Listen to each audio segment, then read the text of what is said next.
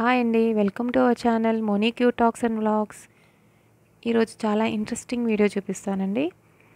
ఇది వచ్చేసి బుడమకాయలతో ఊరమిరపకాయలాగా ఎలా ఊర వేసుకుంటామో అలా మన చూడ్డానికి దొండకాయలాగా ఉంటాయి, కానీ దొండకాయలు కాదు. వీటిని బుడమకాయలు అంటారు. ఇవి చాలా చేదుగా ఉంటాయి. నూనెలో వేస్తే ఎలా వేగుతున్నాయో చూడండి.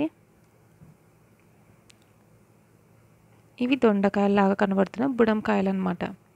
ఇవి ఓన్లీ సీజన్లో మాత్రమే దొరుకుతాయి. ఇవి జనవరి అలాంటి సీజన్లో దొరుకుతుంటాయి. ఎక్కువ శాతం మనకి కనబడవండి, సీజన్లో మాత్రమే కనబడుతూ ఉంటాయి.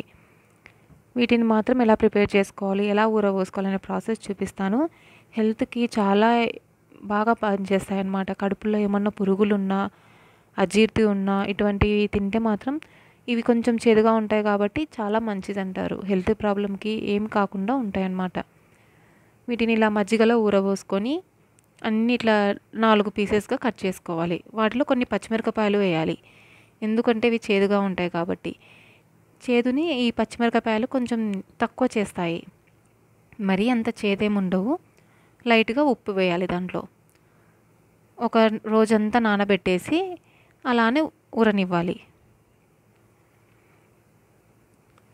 ఒకసారి కలిపేసి అలా పెట్టేసి నైట్ అంతా పెట్టేసినామంటే సరిపోతుంది. ఇవి ఒక 1 కిలో ఉంటాయండి బుడమకాయలు.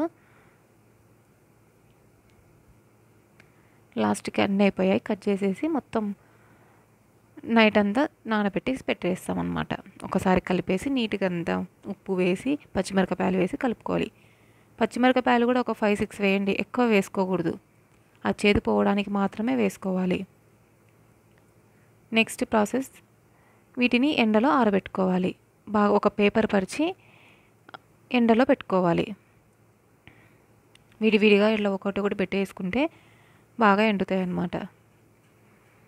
ఇవి ఎండడానికి ఒక 2 to 3 days పడతాయండి. బాగా ఎండితే, ఎంత బాగా ఎండితే అంత బాగా. ఒక 1 year కాదు, ఇవి మ్యాక్సిమం 2 to 3 years వరకు ఉంటాయి. ఇవి అంతకు ముందు రోజు ఎండబెట్టినవి అనమాట. ఇవి అంత తర్వాత ఎండబెట్టినవి. ఎండిన తర్వాత ఇలా స్టోర్ చేసి పెట్టుకుంటే మనకి 1 year 2 years వరకు ఏం కాకుండా ఉంటాయి అన్నమాట.